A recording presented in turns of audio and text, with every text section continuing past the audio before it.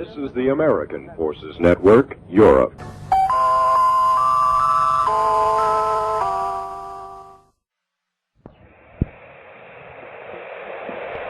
At the sound of the last tone, it will be 14 hours, Central European Time.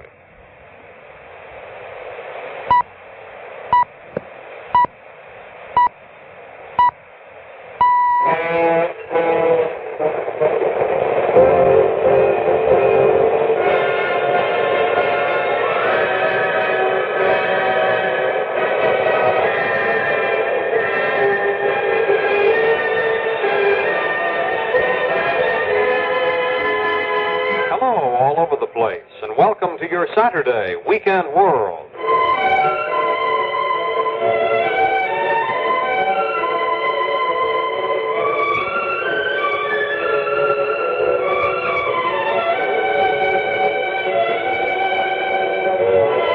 This afternoon, it's our pleasure to be the only show on all of AFN to take you walking on the moon. Our coverage of that momentous event gets underway at 2:30.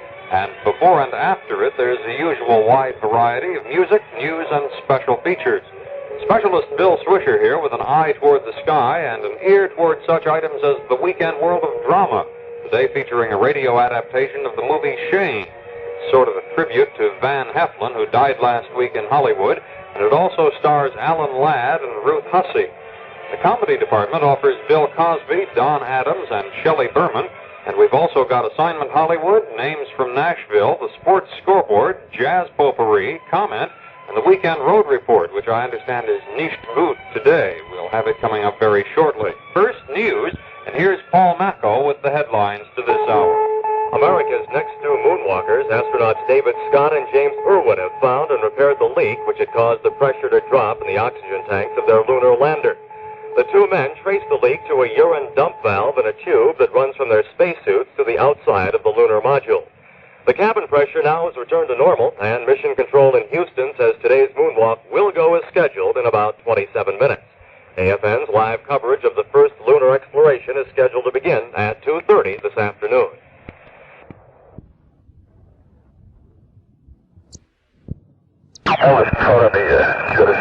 Than previous Apollo astronauts, and one reason for that probably is the fact that their backpacks are the biggest that have been worn yet on the moon. They've been enlarged for these longer moon buggy tours, and that enlargement is apparently enough to restrict them rather severely to the very small hatch they have to get out of. Well, this entire mission is new. Almost every piece of equipment on this mission has been upgraded, modified, and fixed up. This is called the J mission series. Missions. This is really now in the hands of the scientists to determine where the astronauts go and what they do more than anything, any other previous missions. These last 3 moon landings in the J series. I think I heard Irwin say your bliss is clear, which would indicate Scott. Let's try the base. Scott is out. He's out. Out on the porch and going down the ladder, pulling the lanyard, flying the base. That's the port containing the camera. Okay, Dave, I'm going to put the chest bag in the hatch. Okay. Okay, Dave, I'm going to put the chest bag in the hatch. Okay. The very first thing they'll do down on the Okay, Dave, and superb television picture down here. Together. We now know that the camera is working beautifully, and that was the first scientific question of this mission. This camera, while it sounds like we're talking about television, we're talking about science. It's there for science, and of course the pictures out there for the public. It's vital to the scientific operation of this mission. Something just dropped down the ladder past the camera. They've got a little rock. First thing they do is gather some contingency samples. In case they have to leave in a hurry, they'll have some evidence of what it's like down there. This camera will be used now to watch what they do. It'll be set up on a tripod to watch the deployment, the taking out of the moon buggy. Requesting intermediate cooling. Checking some of the readings on those suits down in Houston. They're not quite satisfied with the readings they get on telemetry. Voice from Houston is Joe Allen. He's the capsule communicator to Hadley Base. They are asking about the water system usage, and the water system, of course, is part of a cooling garment, not drinking water. And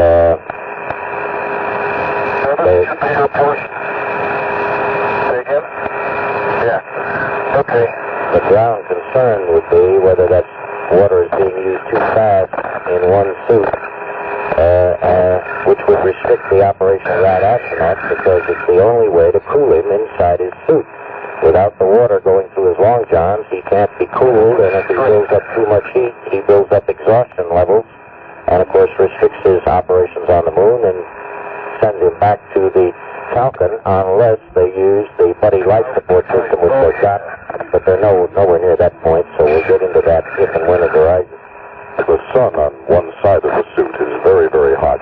The other side is shadowed and cool. And one of the things that the circulating water does is to even out that heat and coolness so that they are comfortable and not exhausted as they move around on the surface of the moon. No sign yet on the closed circuit television pictures in Houston of a foot coming down the ladder. Dave Scott should be about halfway or a little better down that ladder now. They're still worried about those suits. And I think there are There are indeed. Dave Scott is on the moon.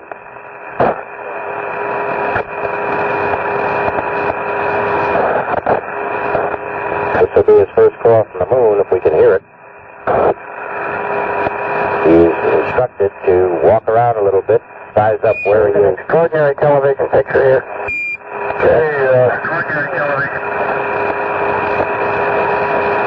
Okay, Houston, as I stand out here in the wonders of the unknown at Hadley, I sort of realize there's a fundamental truth to our nature. Man must explore. Dave Scott from the surface of the moon. Man must explore. He is walking away from Falcon. Exploration at its greatest. Seventh man on the moon. This is George Engle with Merrill Mueller at the Apollo News Center. Dave Scott is on the moon, walking around, testing his moon legs, getting acclimated to what it's like in that environment. Dave Scott has discovered why they're tilted. He's going to radio up some information. He's got, that's very interesting. There's so much hummocky ground around here. We're on a slope of probably about 10 degrees. And the left rear foot pad is probably about 2 feet lower than the right rear foot pad. And the left front's a little low too. But the limb looks like it's in good shape. The rover's in good shape.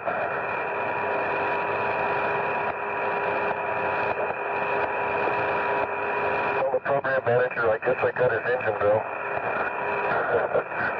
There's a little rise right under the center of the limb. The rear legs on a crater, and the rim of the crater is right underneath the engine bill. That entire area is pockmarked with craters, and they just touched into one. Evidently a gentleman. On their timeline, despite the problem. They apparently kicked up quite a little bit of dirt and nestled it around the porch of the moon lander. A couple of rocks fell down as Dave Scott exited. And Jim Irwin just remarked it's dirty out there. And Jim, I'm going to put a big circle around this glass ball. Irwin is about to step on the moon. He's down. Mess it up. It's pretty neat. You want me to take it as a contingency sample? Yeah, I wish we had. We ought to document it. I won't lose it. But that front pad is really loose, isn't it? Yeah. Okay, well, I should get my, get your visor, Jim. Let me get your antenna.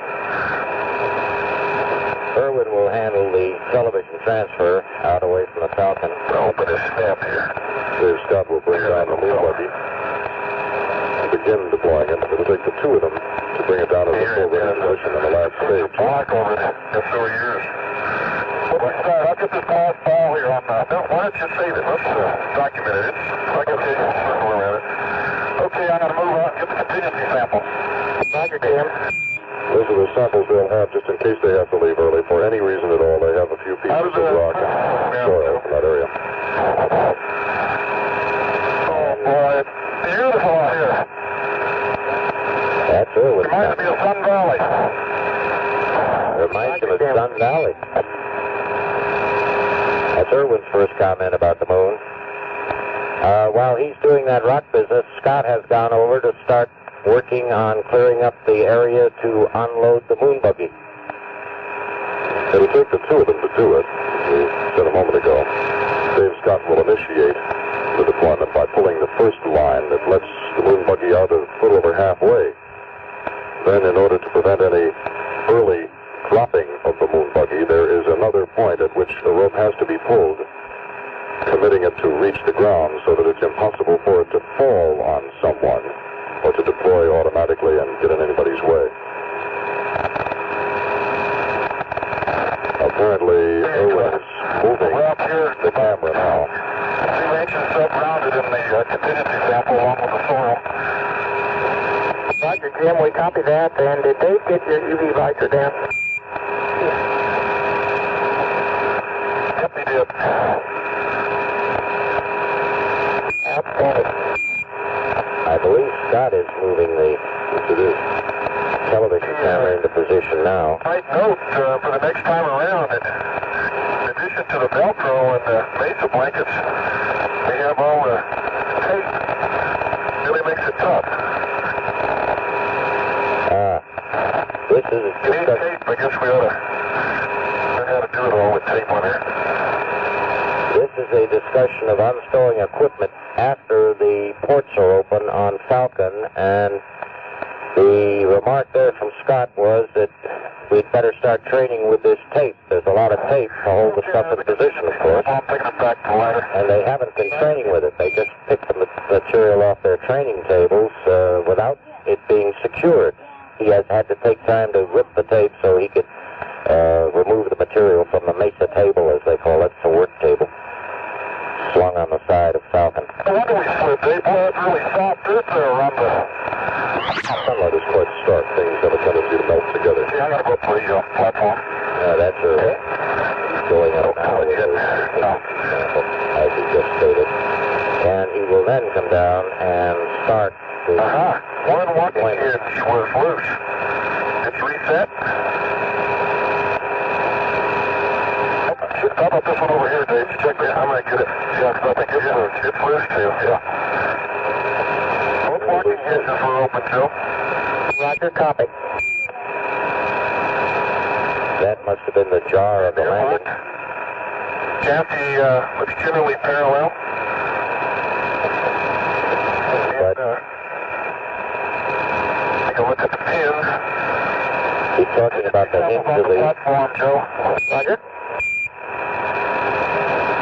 of the cover on which the moon buggy is resting inside the Falcon. Of course, it's covered outer space, but the cover is part of the frame of the moon buggy. It has a blanket over to protect it, which is Okay up here, Dave.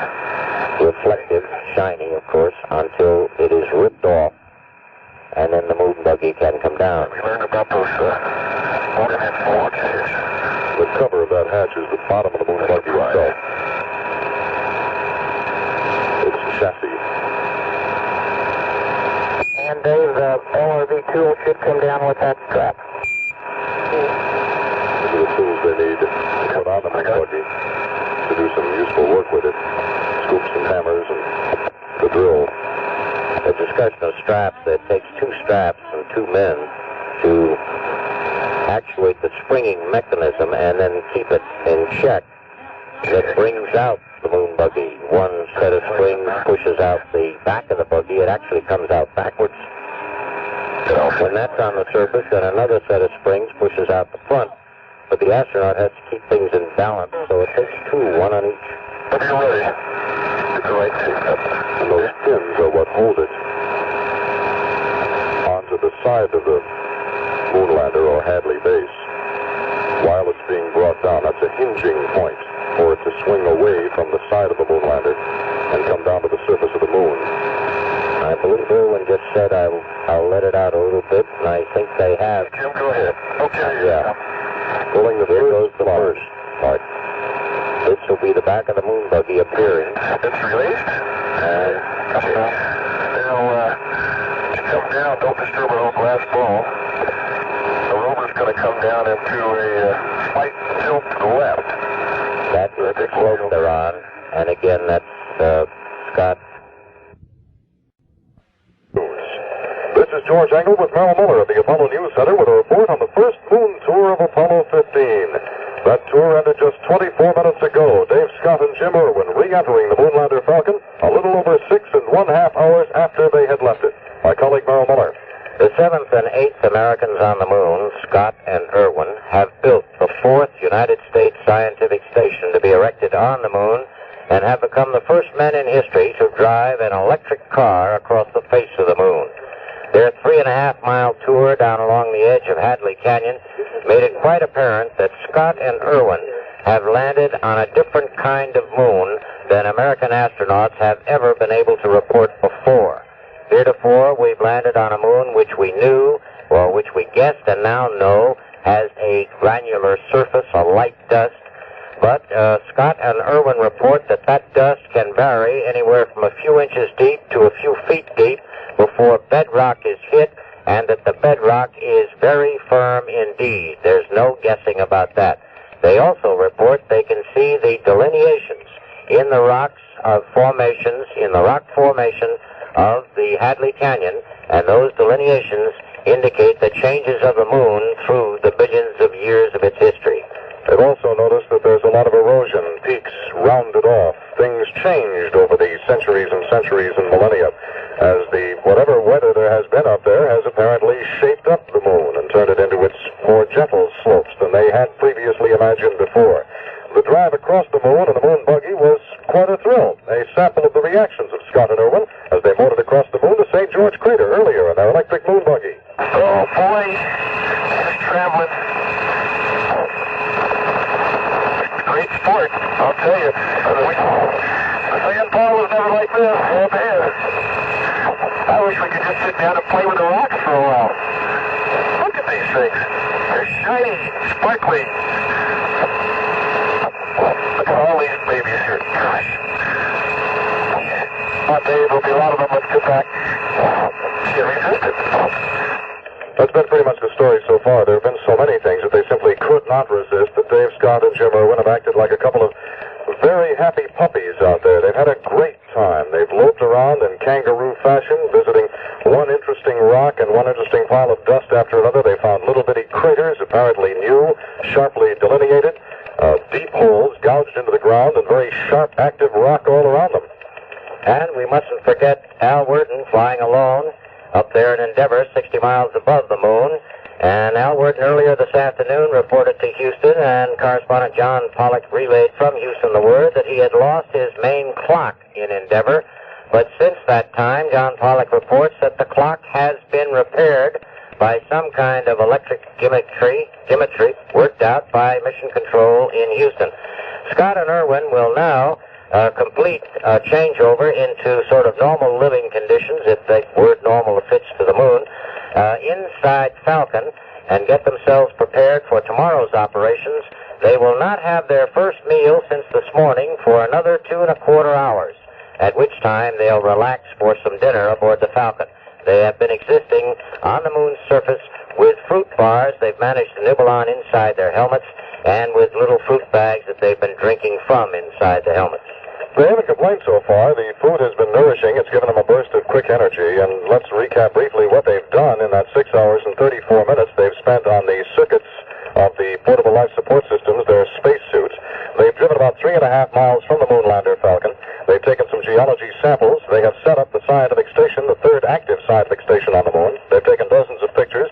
They've grabbed up hundreds of rock samples. They've had a wonderful time and enjoyed themselves thoroughly. They've done some very valuable scientific experiments.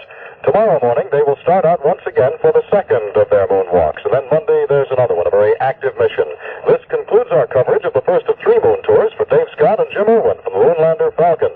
This is George Engle along with Merrill Mueller, and this has been a live special report from ABC Radio News.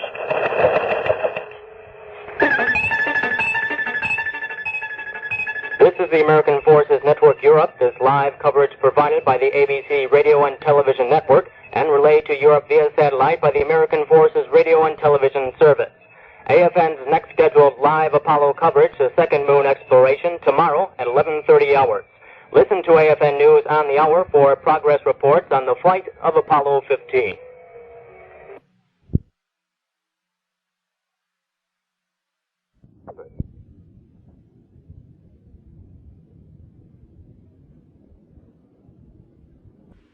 This is Peter Hackett along with Wilson Hall at the NBC News Apollo Space Center. Good morning. We're about to begin, on the moon that is, the second of 3 EVAs, extravehicular activities. This one, number 2, is going to be the longest traverse, moving out again to what's called the Apennine front on the moon. They'll have a number of stops along the way. This particular EVA was supposed to have been 7 hours in length. It has been cut back now a half hour to 6.5 hours, largely or mainly because yesterday's EVA used up a little more of the life support system, the oxygen supply, than they had thought. But apparently that cut of a half hour isn't going to make terribly much difference. There was a small problem reported a moment ago in astronaut Jim Irwin's portable life support system, the so-called PLIS, developed an air bubble in the water. However, they have now apparently worked that out and are in preparation now for egressing, as we say on the moon. This EVA, this particular traverse, will be the furthest distance that they move from the lunar module. At one point, they'll be 4.5 miles away. And the total distance, if they do the total distance, will be about 9.5 miles. Wilson? They have, as you say, Peter, they have cut out one, or at least perhaps postponed it, one of the stops. There were 3 stops yesterday, if you will remember. One of those 3 was cut out. So today, when you hear them say stop number 4, 5, 6, and 7, we're starting with number 4 today. Well, number 4 is cut out, or at least perhaps canceled. They'll see about that. They'll go right by it and go right straight to number 5. Then perhaps they'll pick up number 4 on the way back. Number 4 was not a terribly important stop anyway. It was called a secondary stop. There they were going to do some raking of the soil, the lunar soil, and document a sample of something, take some photography, and dig an exploratory trench. As I say, number 4 has been cut out. They may pick it up on the way back. Then number 8, this last stop in today's traverse, with that $8 million moon buggy, station number 8 has been moved closer to the lunar module, to Falcon.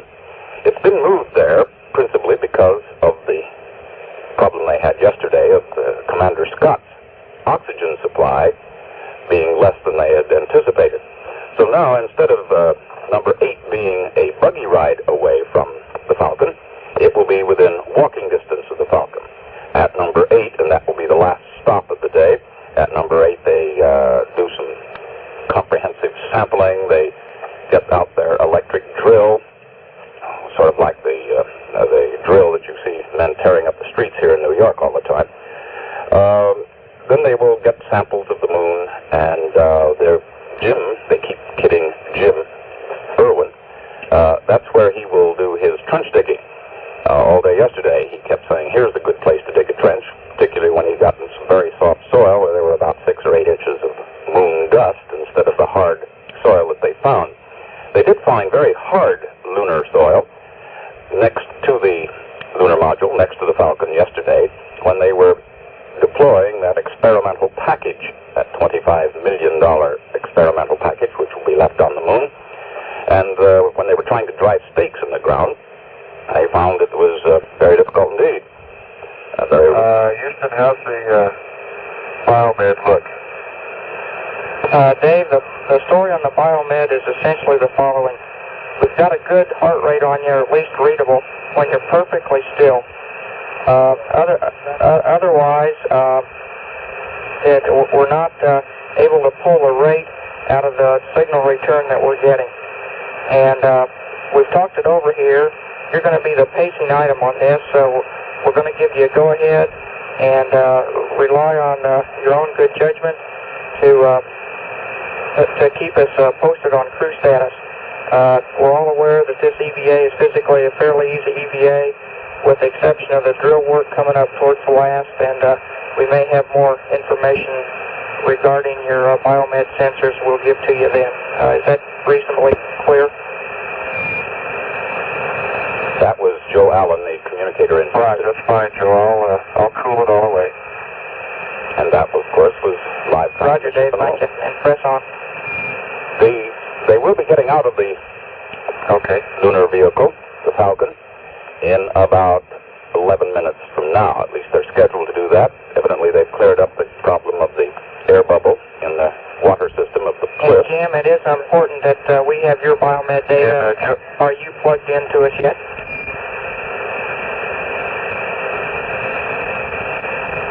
Yeah, he's switching now. You'll take a look at it.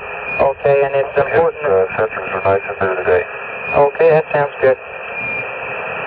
The biomed that they're referring to is so that the doctors in Houston can read heartbeats, breathing. Joe, did you have any trouble with mine last night, or is it just since I put the suit on? Dave, we may have dinged them when the suit went on. They looked real fine all night long. Okay. Putting the suit on is something new for this moon landing, the fourth moon landing. They're sleeping in their coveralls rather than in the spacesuit, so it takes them an hour or so in the morning to zip back into those spacesuits. They sleep in the lunar module in their coveralls.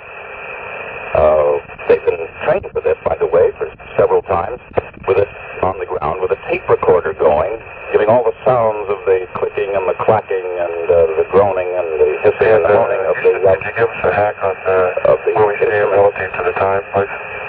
In the Space Center, so they know exactly how it will come. They sure will. Could you give us a quick estimate of where you are in your EVA prep card? Oh, right. We're halfway through LMP Blistoni. Okay, I'll be back at you in a minute with some numbers. These EVA preps are perhaps the most important part of this EVA, as they call it. If you don't get things right before you leave, there's a precious little chance to catch up when you're out there. This traverse, number 2, as we said, is the furthest that they're going to get from the lunar module. There's been some mild I guess what I'm asking, Joe, is where are we relative to when you plan for us to come out? You know, our mission time we're working. So I'd just like to know when you expected us to come out so we know how to pace it.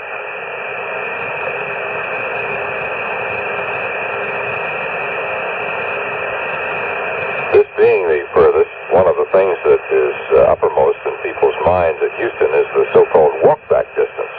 How far it is from the lunar module that they can walk back. Well, it's 7.5 kilometers, which is roughly about 4.5 miles.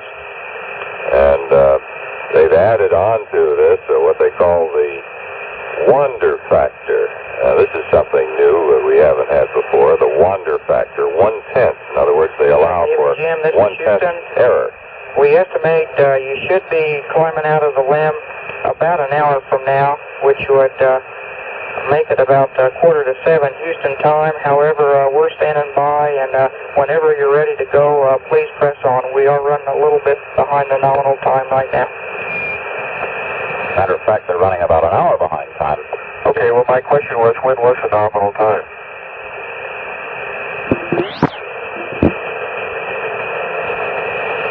A round trip of 9.5 miles, a total of 6.5 hours. They've cut down the traverse today, the EVA, the extra vehicular activity, from 7 hours to 6.5 hours. The principal reason they did that is because yesterday Commander Scott, at least, used up more oxygen than they had planned on.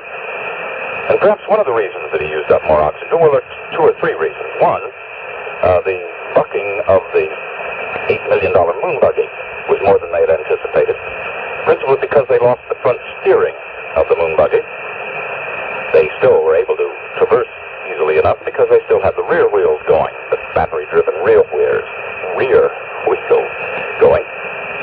And so that it bucked more than they had anticipated. That could make the man breathe more rapidly, and therefore use up more oxygen. And also the physical work was more than they had anticipated, trying to drive stakes in the ground, the lunar ground, of course. They hit bedrock, which is very fascinating to the scientist on the ground, the geologist, who didn't know or didn't think that there was bedrock that's only a few inches below the surface of the moon. But that again made them breathe more rapidly and use more oxygen. So they're making quite sure today that they have plenty of oxygen left to get back by cutting the time on the moon today from 7 hours to 6 hours, 6.5 hours, excuse me.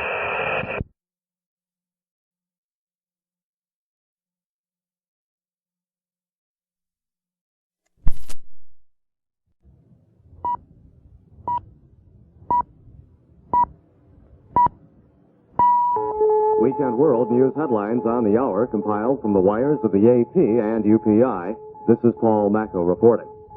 Apollo 15 astronauts David Scott and James Irwin now are almost 2 hours into the second day of lunar exploration. Several problems, all minor, delayed the start of today's moonwalk by well over an hour. The astronauts apparently have fixed the front wheel system on the lunar rover vehicle. Yesterday, an electrical malfunction made the front wheel steering inoperative. Today's lunar exploration is scheduled to last about 6.5 hours. AFN's next coverage of the Apollo mission is scheduled to begin immediately following Weekend World News at 4 o'clock.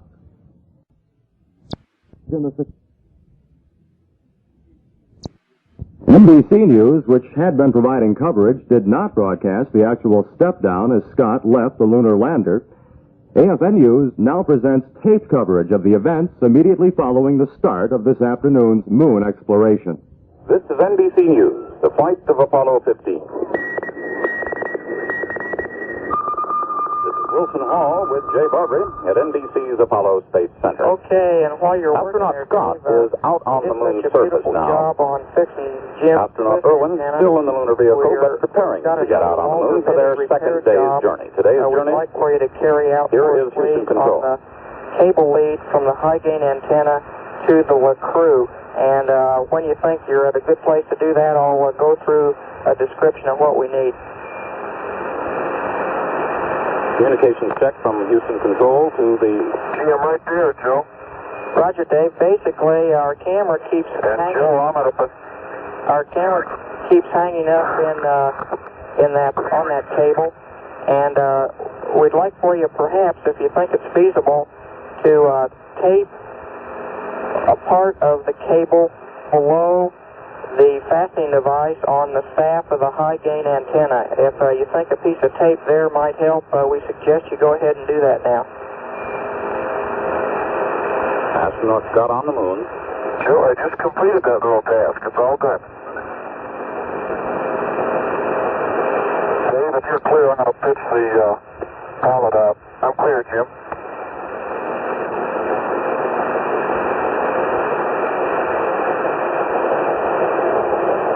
That they're talking about is And Joe, I'm in a position to get out. Let me know what the final configuration is on the glycol pumps. Jim, the best I can do for you right now is ask you to stand by 1 minute. We're going to make a final decision. This is Jim Irwin inside the space capsule, saying he's ready to get out on the moon for the second day's journey. With Houston Control, Joe Allen, the communicator, saying, wait just a minute, and we'll give you the go-ahead on that. He's completing housekeeping activities before getting out of the cabin. And Dave, as you might guess, when Jim comes out, you can delete that step to deploy his antenna. Yes, sir, will do. I have a very keen sense of the obvious. That was, again, Joe Allen, the communicator in Houston. No, that's a good reminder, Joe. Don't worry, I won't let him do it, Joe. Shows you're thinking. But I sure will. Time's a-wasting, Joe. They're so eager to get going on their second day. They want the go-ahead from Houston Control. Jay, the journey today is... You're going to get way ahead of me, Dave. Going to be a little different from the one yesterday. Okay, Jim, requesting you go back to pump number 1. Okay, going back to pump 1. Okay, select pump 1, Jim, and then close the auto transfer circuit breaker. Close the circuit breaker when you're on pump 1. Okay, auto transfer closed. Then I'm egressing. Irwin, Roger, egressing. sounds good. Means he's getting out of the Falcon to climb down on the moon's surface to join Scott, who's already been there for about 10 minutes.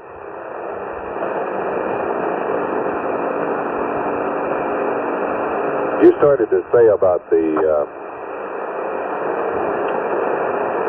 EVA, or the second trip outside today, Wilson, being quite different than yesterday. It will be because primarily it'll be a geology traverse, as they call it, a geology journey to the front of the tall Apennine Mountains. The highest mountains are 15,000 feet high, but the valley in which the astronauts are located now, known as the Swamp of Decay, some people call it the Marsh of Decay, but when you're from the south like me, it's the Swamp of Decay. And anyway, the mountains stand about 12,000 feet above the landing site that they will be looking at. And geologists feel that these mountains were upthrust when a huge asteroid impacted into what is known as the Mare Imbrium, or is called the Sea of Rains on most moon maps. And feel that this is what happened when this huge asteroid hit in that section of the moon. It kicked these mountains up, created a fault, and they're primarily bedrock sticking out. That's Jim Irwin saying, okay, I'm down. Roger, Jim, copy. So we have them both out on the moon now, Wilson. But anyway, these mountains are sticking up, and now, surprisingly, they found them very smooth yesterday, more so than what they had anticipated. And this is probably due, as some geologists here say, to the fact that this all occurred some 4 billion years ago. But yet it is relatively undisturbed compared to what has happened here on Earth. They feel that Earth itself was pretty much cratered and jagged and all back about the same time, but with the formation of the atmosphere and the planet cooling off, it was a much harder planet. Joe, let me review the... Go ahead. Okay, underneath the CDR's seat pan, I have the 500 millimeter with mag M attached. I have mags Oboe, Papa, and Kilo, and mags Foxtrot and Epsilon. I guess that goes a better thing. And I'll put Delta on the 16 millimeter here in a minute. Talking about their camera mags, sounds like they have all of them, Wilson, except Mama in there. They got Papa and Delta and all of that, but they left Mama out. Copy that clearly, Dave. And when you're ready to drive the rover, I've got some words to lay on you about getting those front wheels unstuck. They think they've got the front wheel situation uncovered or unstuck? Okay, stand by, Joe. I'll give a call. Well, they have a special procedure here, Wilson. We'll talk over the astronauts a little bit. They have a special procedure they've been briefing them on, and they will brief them on it when they get out. They haven't briefed them on it yet. They've been working on it here at the Mission Control Center overnight. And they think that the engineering people here, Mr. S.F. Morea and his department, he is the lunar rover manager, have come up with a procedure in order to do this. We'll want all the meter readings before you start pushing in circuit breakers, please, and I'll remind you. I also will remind you that the voice you're hearing, Joe, that they're referring to is scientist astronaut Joseph Allen. And he is a capsule communicator here, and he was assigned this task because he is a geologist and also an astronaut. He came in with the scientist astronaut group. For your real time here, Joe. Put the battery in the fluff Y. Put that in the shadow. We don't have any shadow in fluff Y. So put the battery over and say the fluff Z. Sounds like a good fallback procedure, Jim. All of this coming in now, Wilson, is nothing but the engineering preparations of getting ready to go off on the traverse, getting ready for the uncovering the protective cover over the lunar rover, getting everything ready so that they can cast off. They will actually travel a total of about 5 miles from their spacecraft today on this geology traverse. And the mountain's front should be about 2 miles from their landing site. They pinpointed their landing site yesterday very accurately with the odometer on board the lunar rover. You're listening to NBC News. This is Jay Barbary, NBC News at the Manned Spacecraft Center in Houston. Astronauts David Scott and James Irwin have stepped onto the lunar surface ready for their geology journey to the foot of the Apennine Mountains. They started about an hour late this morning for what they call the second EVA. They're outside now preparing the lunar rover vehicle. This is their moon buggy to drive to the front of the Apennine Mountains, where they will stare at these tall mountains measuring 12,000 feet high. There they hope to find original moon crust left for billions of years to help the scientists back here on Earth date the formation of the solar system. All is ready with about an hour's delay here this morning to begin the traverse, and actually they will cut off about an hour and a half from it. They started out on time this morning, but when they started out, they found at least 3 equipment problems. First, they found the backpack on James Irwin needed to be recharged again with oxygen. They also found an antenna broken on James Irwin's backpack, as well as on David Scott. They were having trouble getting heart rate to the sensors and all coming back from up there. So the medical man asked them to check these sensors. These are the little biosensors that are on the skin of the astronauts so that they can keep in touch with their heart rate and their breathing, and also temperature, all the metabolic rates that they need. Everything on schedule now, an hour delay for the second EVA. Jay Barbary, the Manned Spacecraft Center, Houston. You've been listening to tape coverage of the start of today's lunar exploration for Apollo 15 astronauts David Scott and James Irwin. This has been a recorded presentation provided through the facilities of the American Forces Radio and Television Service and the NBC Radio Network. Next Apollo coverage on AFN is scheduled immediately following Weekend World News at 4 o'clock. American Forces Radio.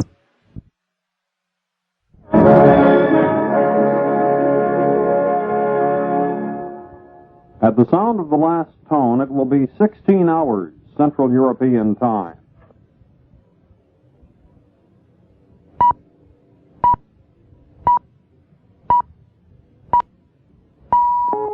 AFN News, halfway in your weekend world, compiled from the wires of the AP and UPI. This is Paul Macco reporting. Astronauts David Scott and James Irwin now are almost midway into their second day of lunar exploration. This afternoon's moonwalk had been delayed for more than an hour because of 3 minor problems, all of which were easily fixed by the 2 astronauts. At shortly after 1 o'clock Central European time, Scott climbed down from the lunar lander to the moon's surface. The 2 men have driven to the foot of the Apennine Mountains in their lunar rover with all 4 wheels of the vehicle now operating. The astronauts apparently have fixed the problem which had made the front wheel steering system inoperative yesterday. They are continuing to collect rocks and soil to bring back to scientists on Earth. AFN's next Apollo coverage follows this newscast. At this time, the American Forces Network Europe resumes its live coverage of the Apollo moon mission, coverage provided by the NBC Radio and Television Network via satellite by the American Forces Radio and Television Service.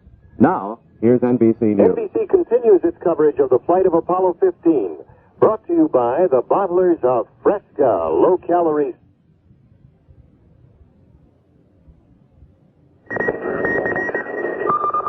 This is Wilson Hall with Peter Hackett and NBC News Apollo Space Center.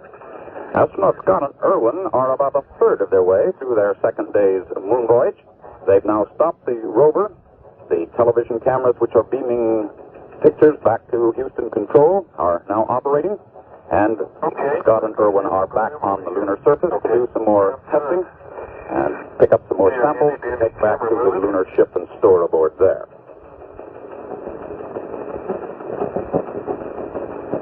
Another. You're hearing Scott and Irwin. That is John Allen, the capsule communicator in Houston. Okay, Jim, it's a good pile of rocks right here. Hey, look at that light-colored rock with almost looks like a white vein on top of the other rock. Yeah, look at that. How How about that? We'll get that one. Get it now. Yeah. Yeah, it's a breccia. It's a dark gray rock that looks like a big pinnacle with a small gray and white breccia on top of it. The pinnacle is about 6 inches across and 4 or 5 inches high. On top of it is about a 2 to 3 inch subangular frag with a light gray or medium gray matrix and about 20% white cleft in it. Very unique. Stands out. It's amazing. Okay, Jimmy, let's gather some data. I got a sample there, right? Yeah. I'd say, Wilson, they're about, almost 3 miles now, presumably, from the lunar module. Also, presumably, out of sight of their Hadley base. And moving along from time to time. At the moment, they're parked. The rover is parked, and they are lunar surface, picking up samples and documenting the exact location, and also taking some pictures, many pictures. During their first stop, they had there's sparklies and that's a bridge. trouble navigating in that lunar dust. Scott fell down once. Soil. Got all dirty. Sort of caked on the And top. he's still dirty. Yeah, another black matrix, fine grain with white cleft, millimeter size. And there's some very fine grain little sparkles in there, though. Before the end of the trip today, they'll be going at least another mile and a half, I 2 even see miles, some vegetables in it. down to the south Yeah, look cluster, underneath there, Jim. which is one area that seems to interest the geologists quite a bit. The lunar rover seems to be operating well today. It has the front wheel steering back in again. NBC's coverage of the flight of Apollo 15 will continue after this message. 1 by 1, 2 by 2, show a little love in all you do. In God's world, His will be done, yet until we love, we're all alone. Help a neighbor lend a hand, show a smile and understand. God wants everyone to be full of love and charity. Don't hate today, don't raise your hand, don't harm yourself, don't spoil this land. Reach out to someone else today, show a little love in every way. 1 by 1, 2 by 2. 1 by 1, 2 by 2. 1 by 1. A message from Religion and American Life.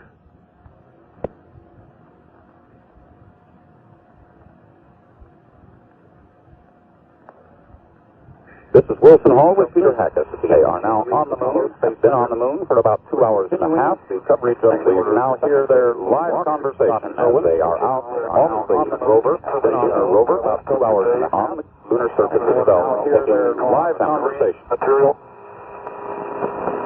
clearly visible.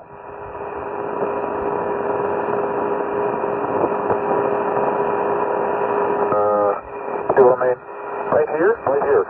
Yeah, that's just a light. Okay, I'd call it light gray, but we'll check it when we get home. So it's definitely different from the next rock or the one we just picked up. Yeah. I mean, well, look at this one right here. That's what I'm talking about. Okay. Sure is. That's awful big, but I think we ought to sample here anyway, all those little frags. Voices live from the moon. Scott and Irwin picking up more samples, fascinated by the fact that some of them appear to be green. Up to now, they thought everything was I gotta admit, it really looks green to me too, Jim, but I can't believe it's green. Oh, it's a good story. Something with that green cheese. Who'd ever believe it? We knew he'd have to make that joke about the moon being made of green cheese after they're picking up some rocks which are green. Yeah. Oh my. It is green. It is green. I told you it was green.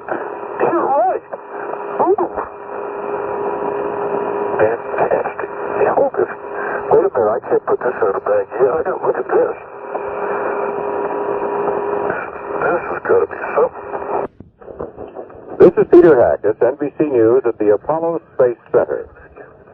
The astronauts now are not quite yet halfway through the second of their 3 excursions on the moon.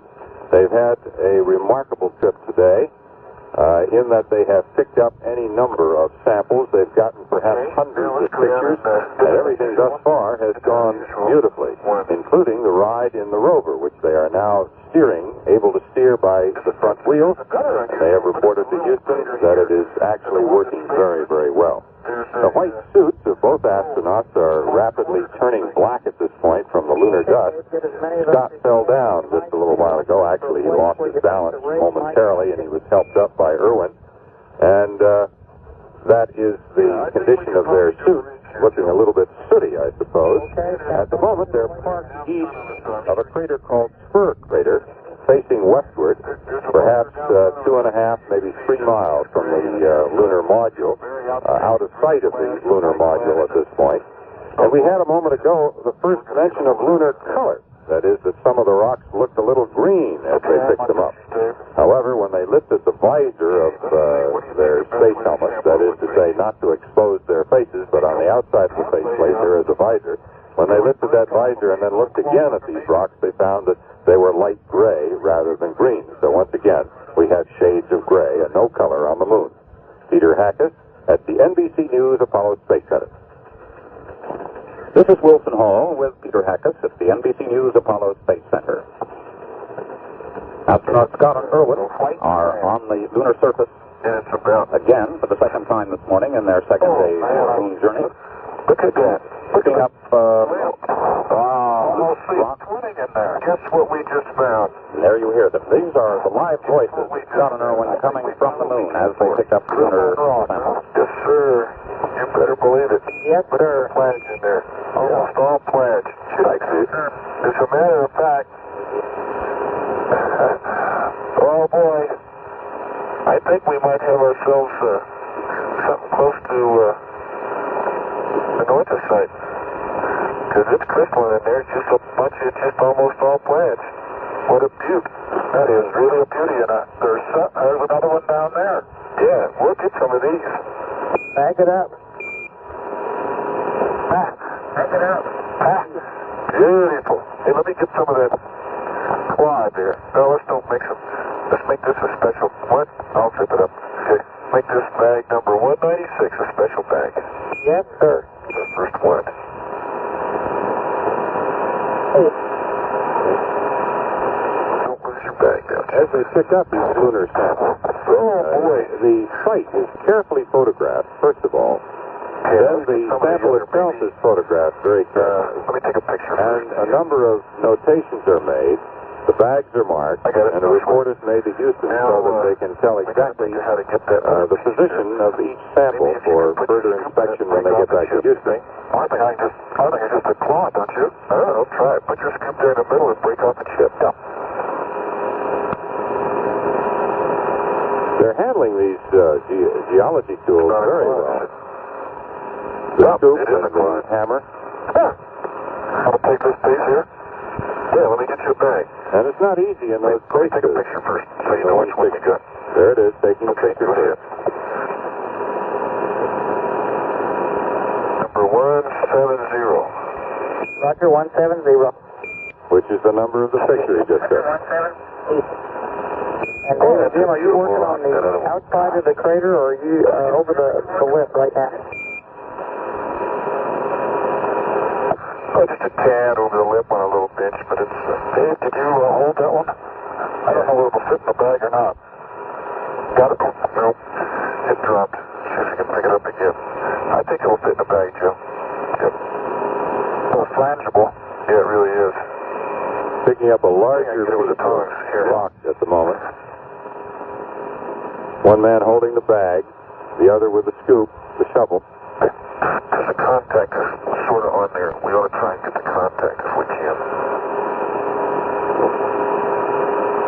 Okay, babe. Open the bag. One of the things about the lunar rover that's such a plus on this particular moon flight is that they can bring back so much more in the way of lunar samples. More than 200 pounds this time. This is quite...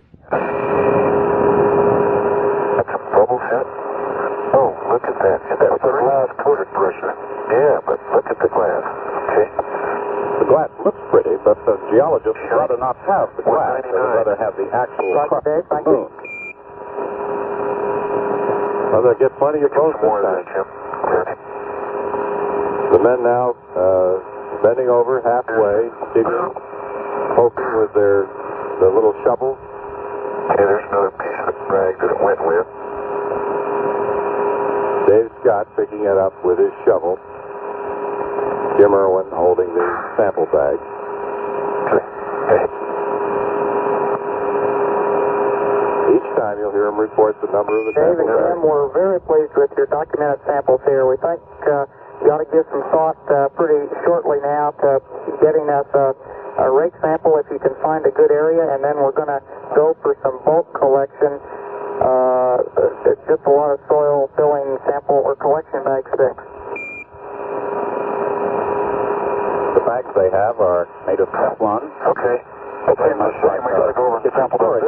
Yeah, what did that? Well, they're not going to go before they get over to that big rock. That really fascinates them. It's a huge boulder. Must be several feet Dave, across. you're going to want to cinch up Jim's collection bag probably before you go much longer. It's coming very loose there. Okay. Coming very late. Let me do it right now, Joe, so we don't forget it. Roger, we sure don't want to lose that one. Something pretty good in there, don't you? Irwin's sample bag working its way loose from its position is attached to the back of his life support system, I don't know why. as are many tools and many other sample bags on both men. That's the way they carry things around. Oh, yeah, that's getting in that rover bit. Getting in and out of the rover makes those things sometimes work loose, and they have to be very careful or they'd leave something there that they want to bring back. Dave Scott now tightening up that sample bag. Okay, Dave, while you're working there, we're thinking that we'd prefer just a very quick sampling of the large rock, if at all, perhaps just a quick photographic documentation of that large rock, and then some rake samples. While he's been doing this, his own little scoop fell down. He doesn't realize it yet, but his scoop, which he had just plunged into the surface, fell over. And he'll notice it in a moment. It'll be interesting to see how he picks it up. It's very difficult to bend over. Scott and Irwin, about halfway through today's Dave, 6.5 hour the science input now is that we want to They're on forget the that lunar large surface rock itself. entirely. We In want a few moments they will climb back into the rover of smaller to drive on to the next stop of their second day on the moon. And that's the story on Apollo 15 up to this moment. This is the American Forces Network Europe. This live coverage was provided by the NBC Radio and Television Network and relayed to Europe via satellite by the American Forces Radio and Television Service. AFN will resume its live coverage of the second lunar exploration immediately following Weekend World News at 5 o'clock.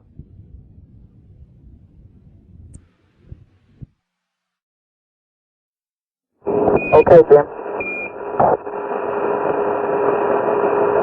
Dave, as soon as you get that unstuck, you'll want to back it off 1 1/2 turns. It'll come loose.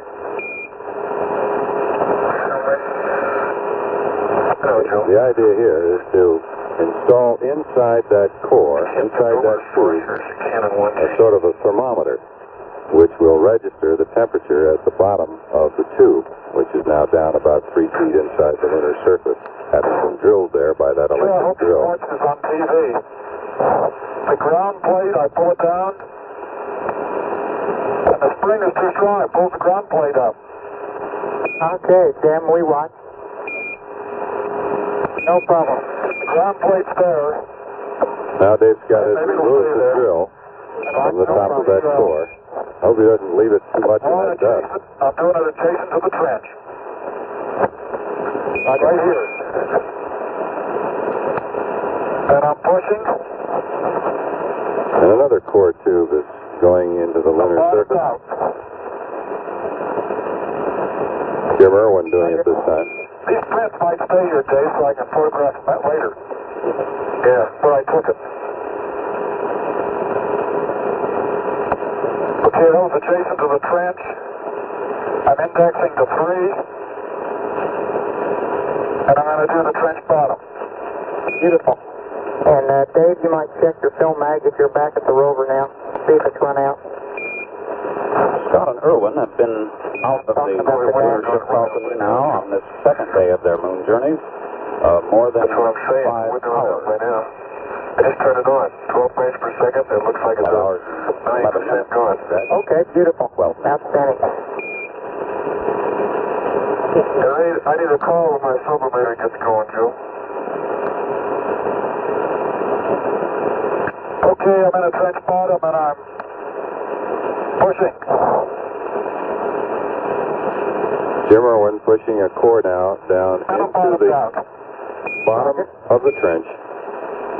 You get a reading on the temperature. Thank you. live communications from the moon. Verify flight clear, please.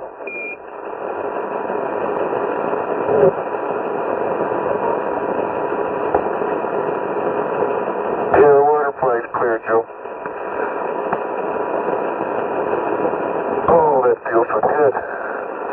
Okay, I'm going for the rover track. Roger.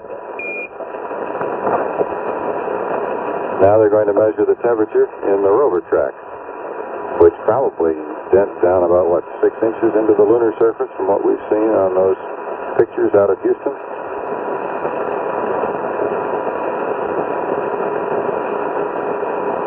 They say they certainly could not have done the trips that they have without that lunar rover. Okay, I'm on the very freshest rover track. The very freshest. In fact, now at the rover, And I'm pushing. which is about 300 feet from the lunar module at Hadley Base. Their roving for the day has just about ended.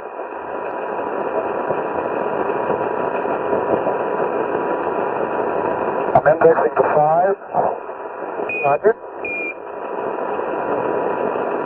And David, again, we're coming up on 5 minutes remaining before closeout. This has definitely been Geology Day on the moon. Okay.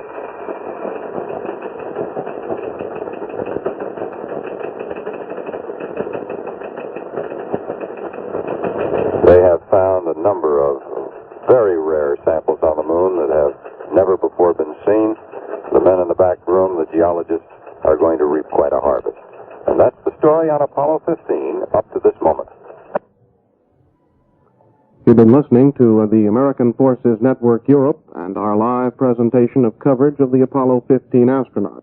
This live coverage provided by the NBC Radio and Television Network and relayed to the United States via satellite by the American Forces Radio and Television Service. The Apollo 15 astronauts are still on the moon's surface. They're continuing to dig lunar soil samples that will be bagged and sent back to Earth for examination by space scientists. Stay tuned for the news on the American Forces Network Europe. This is the American